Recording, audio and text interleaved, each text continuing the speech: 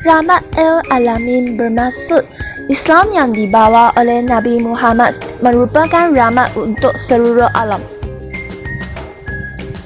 Ini bermaksud ajaran Nabi Muhammad seperti hidayah, kebaikan dan keadilan merangkumi dan mencapai di seluruh alam tanpa kecuali. Muslim bukan Muslim, tumbuh-tumbuhan, haiwan dan segalanya akan terangkum dalam rahmat yang dibawa oleh Islam. Alam sekitar. Berdasarkan pengajaran sesetengah agama, alam sekitar dilihat sebagai anugerah Tuhan. Untuk meneruskan kehidupan, manusia menggunakan sumber alam sekitar sejak tamadun dahulu hingga sekarang. Namun, cara penggunaan sumber alam sekitar berubah dari masa ke semasa. Sumber utama alam sekitar boleh dibahagikan kepada 4 jenis, iaitu air, tanah, udara, flora dan fauna. Cara penggunaan 4 sumber tersebut adalah berbeza berdasarkan tamadun. Definisi air. Air merupakan senyawa kimia yang sangat penting bagi kehidupan makhluk hidup di muka bumi ini.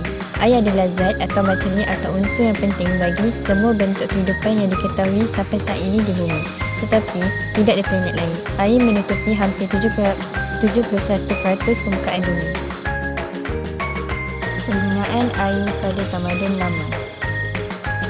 Yang pertama, sebagai jalan pengangkutan. Pada tamadun lama, bandar-bandar kebanyakannya terbuka di pinggir laut atau di muara-muara sungai.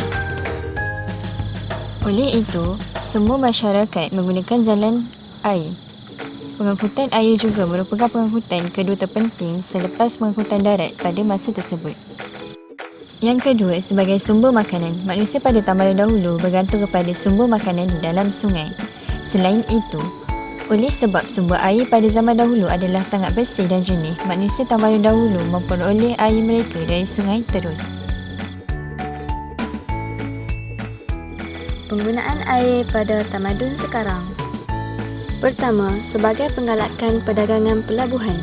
Perdagangan yang dijalankan pada zaman dahulu telah diteruskan dan dimajukan dengan baik. Sebagai contoh, Pelabuhan Kelang dijangka memainkan peranan penting dalam pembangunan perdagangan luar dan ekonomi Malaysia. Kedua, sebagai penjanaan kuasa hidroelektrik. Tenaga hidroelektrik merupakan salah satu tenaga alternatif yang popular di negara-negara membangun. Malaysia mempunyai banyak empangan hidroelektrik seperti di Empangan Bakun, Sarawak. Hal ini sebab aliran air yang jatuh dari puncak air terjun membolehkan turbin digerakkan dan seterusnya menyebabkan generator elektrik menghasilkan tenaga elektrik. Tanah adalah akumulasi tumbuhan alam yang bebas dan menutupi sebahagian besar lapisan atas permukaan bumi. Penggunaan tanah pada tamadun lama ialah untuk sebagai penggunaan pertanian. Aktiviti pertanian merupakan penggunaan tanah. Hasil pertanian boleh digunakan untuk memenuhi kehidupan sendiri atau dijual sebagai satu komoditi pertanian.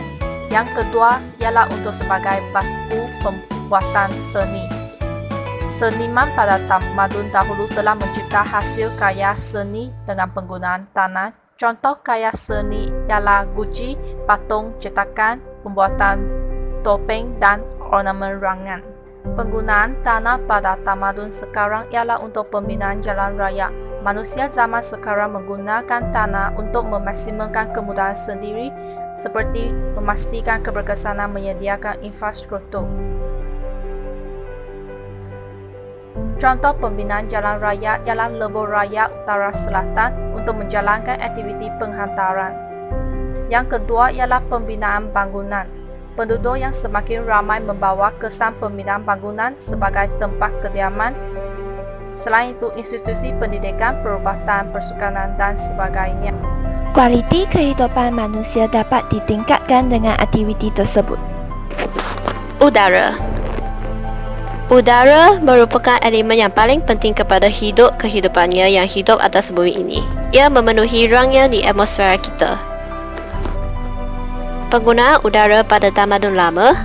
Sebagai medium untuk berkomunikasi, bangsa India dari Amerika melakukan komunikasi dengan menggunakan asap dan dapat digunakan untuk mengirim informasi rahsia kepada teman maupun lawan. Sebagai tanda isyarat, pada tamadun dahulu, penggunaan isyarat dicipta pada zaman Yunani masa pemerintahan Raja Radius ketika mengalami kesulitan dalam pengiriman pesan berita kepada provinsi-provinsi di bawah kekuasaan yang tersebar dari Sungai Indus hingga Nambube. Isyarat yang digunakan adalah untuk menyuruh orang berdiri di ketinggian dan kemudian menyalakan api. Setiap asap yang ditimbulkan dari api tersebut akan menciptakan beberapa pesan yang akan diterima dan dimengerti oleh orang-orang yang dituju. Penggunaan udara pada tamadun sekarang. Pertama, perkembangan ekonomi. Dengan kepesatan teknologi dan pembangunan di seluruh dunia, kita bukan sahaja boleh menggunakan udara untuk respirasi, kita juga dapat menggunakan udara sebagai laluan pengangkutan. Contohnya, penciptaan kapal terbang membolehkan perniagaan antarabangsa dapat dijalankan. Kedua, perkembangan politik. Pada zaman dahulu, manusia menggunakan asap sebagai tanda isyarat antara satu negara dengan negara yang lain. Pada tamadun sekarang, pemimpin negara boleh melawat ke negara lain dengan mudah dengan menaiki kapal terbang dan helikopter. Ini dapat mengeratkan hubungan antara dua negara, malah sebarang konflik dapat dielakkan. Banyak perjanjian yang berfaedah kepada rakyat juga dapat ditandangi oleh pemimpin dengan adanya pertemuan berhadapan muka. Flora dan fauna. Definisi flora membawa maksud tumbuh-tumbuhan yang terdapat pada satu daerah atau satu masa, manakala fauna pula bermaksud seluruh binatang yang hidup di satu tempat. Penggunaan flora dan fauna pada tamadun lama. 1. Sebagai sumber makanan. Manusia pada tamadun dahulu memburu binatang dan memuat hasil hutan untuk dijadikan sebagai makanan. Mereka menggunakan sumber semula jadi dengan berhemah.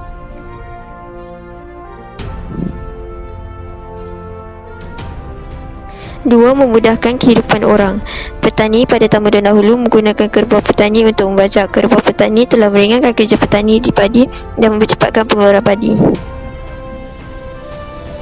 Namun, kemajuan teknologi menyebabkan petani sekarang menggunakan mesin untuk menjalankan aktiviti pertanian. Sebagai pengangkutan. Pada tamadun dahulu, haiwan banyak digunakan sebagai alat pengangkutan untuk memudahkan kehidupan manusia. Sebagai contohnya, haiwan seperti kuda, lembu dan unta sentiasa digunakan sebagai pengangkutan. Namun, pengangkutan utama sekarang menjadi motosikal, kereta dan bas. Penggunaan haiwan sebagai pengangkutan menjadi kurang. Penggunaan flora dan fauna pada zaman sekarang. 1. Membekalkan jasa dalam bidang sains. Pada tamadun sekarang, binatang banyak digunakan dalam pengajian sains. Sebagai contoh, dalam bidang arkeologi, manusia boleh memahami sejarah sesebuah tempat dengan lebih mudah melalui pengajian fosil haiwan. 2. Mewujudkan berhasilan vaksin. Vaksin adalah suatu persediaan biologi yang menyediakan pelarian aktif untuk penyakit tertentu. Sebagai contoh, vaksin hepatitis A dan hepatitis B telah dihasilkan dengan pengajian tersebut. Ini dapat membantu manusia untuk mencegahkan penyakit tersebut. Saya adalah Brian Han, saya dari Universiti Utara Malaysia. Saya punya course adalah marketing dan saya semester 1 pada tahun ini. Pada pandangan saudara, apakah perbezaan alam sekitar pada tamadun dahulu dan tamadun sekarang? Pada pandangan saya, dulu kan kita punya alam sekitar sangat hijau sebab pokok-pokok semua sudah ada lagi. Tapi sekarang kan terdapat banyak hutan sudah buat pembukaran untuk sebagai tempat perlindungan manusia dan kilang-kilang dan sebagai tempat pertanian bagi menghasilkan makanan-makanan kepada kita. Adakah perkembangan alam sekitar pada tamadun kini adalah baik? Boleh katakan baik dan tidak. Dari segi baik, dengan perkembangan ini, kawasan luar bandar boleh berhubungan rapat dengan kawasan bandar. Kerana dengan ada perkembangan ini, perkembangan jalan raya dan elektrik dan infrastruktur lain yang dibuat daripada kerajaan dapat mempersenangkan penduduk-penduduk dari kawasan luar bandar untuk datang ke kawasan bandar untuk membuat menjalankan mereka punya tugasan harian mereka. Dari segi tidak baiknya adalah alam sekitar telah tercemar dan kebanyakan tempat-tempat ini dipotong dan menjadikan kilang. Kilang akan menghasilkan karbon dioksida dan sebagainya yang menjadikan alam sekitar kita semakin Apakah nilai mulia yang saudara terdapat daripada perkembangan alam sekitar pada tamadun kini? nilai yang saya dapat adalah pemaju tersebut seharusnya bernilai rasional kerana mereka seharusnya boleh berfikir tentang kesan-kesan yang akan dihadapi selepas perkembangan dilakukan dan bertindak wajar supaya menanam semula pokok-pokok yang telah ditebangkan dan cuba mencari cara untuk mengelakkan kecemaran ini berlaku. Terima kasih saudara. Assalamualaikum warahmatullahi wabarakatuh. Hari ini saya akan menemu Ramah, seorang pelajar UM. Okey, boleh anda kenalkan diri? Nama saya Muhammad Natif bin Asad. Saya mahasiswa di Universiti Malaysia. Okey. Pada pendapat anda, apakah kegunaan air pada tamadun dahulu dan tamadun sekarang dan apakah pencemaran air yang berlaku yang berkonsepkan dengan rahmat kepada seluruh alam? Pada pendapat saya, pada zaman dahulu kita menggunakan air itu untuk tujuan yang lebih kecil seperti untuk pertanian, makanan, sumber makanan dan untuk pembersihan. Tapi pada masa ini, air itu digunakan secara meluas dan universal dan mereka menggunakan untuk secara botanikal, perubatan, teknologi dan pangan semacamnya. Akan tetapi pada zaman dahulu, kesannya tidak dapat dinampak secara jelas kerana dia punya konsep untuk menggunakan air itu untuk dirinya sahaja. Tapi pada masa kini, air itu digunakan secara universal dan digunakan oleh semua sejagat manusia. Oleh itu, ada juga kesan yang akan diberikan kepada air tersebut. Seperti dia akan melakukan pencemaran air kepada apabila manusia yang digunakan itu tidak bertanggungjawab dan memotorkan airnya tanpa membersihkan apabila tempat digunakan. Oleh itu, sebagai generasi ini kita kenalah lebih sedar untuk penggunaan air itu supaya air yang bersih itu makin tinggi kerana menurut saintifik jumlah air bersih di dunia semakin berkurangan. Oleh itu, kita khawatir generasi yang akan datang tidak akan memperolehi air yang sebenar dan air yang lebih bersih. So, saya harap generasi muda lebih menekankan untuk menjaga air daripada tercemar. Terima kasih. Saya ingin bertanya kepada anda tentang perbezaan kegunaan flora dan fauna pada zaman dahulu berbanding sekarang. Manusia menggunakan flora dan fauna tu perbezaannya. Kegunaan flora dan fauna ketika dahulu dan ketika sekarang. Okey, pada ketika dahulu kita lihat banyak perumahan menggunakan kayu. Tapi ketika dahulu mereka membina rumah dan di samping menjaga sekitaran kawasan itu. So, kalau rumah tu dibuat pakai kayu tapi di sekeliling rumah tu dia tanam balik pokok, dia menjagalah flora tu. Tapi kalau kita lihat ketika sekarang orang banyak, walaupun rumah tidak dibuat menggunakan kayu lagi, kita gunakan batu, tapi kita lihat di kawasan perumahan seperti bandar, di kawasan bandar sangat kurang flora, sangat kurang kawasan hutan. Disebabkan itu fauna akan terjejas. Pada ketika dahulu ketika orang menjaga alam sekitar di kawasan mereka, haiwan ada tempat perlindungan untuk mereka hidup, untuk mereka tinggal. Tapi pada ketika sekarang tempat mereka banyak diterokai oleh pemaju perumahan yang bulu-bulu membuat perumahan tanpa berfikir tentang tempat tinggal kawasan untuk haiwan-haiwan dan dijadikan fauna. Ni Maisara. Okey, kita nak tanya dia. Okey, apa pendapat Maisara tentang kegunaan udara zaman tamadun sebelum dan tamadun sekarang?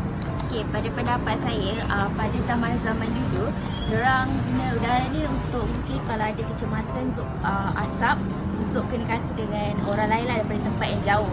Okey, pada masa sekarang ni, orang guna udara ni untuk jimat elektrik. Macam gunakan kunci angin tu untuk berjana elektrik. Sebab setengah kawasan, orang tak ada elektrik. So, orang gunakan angin untuk jana elektrik. Tenang.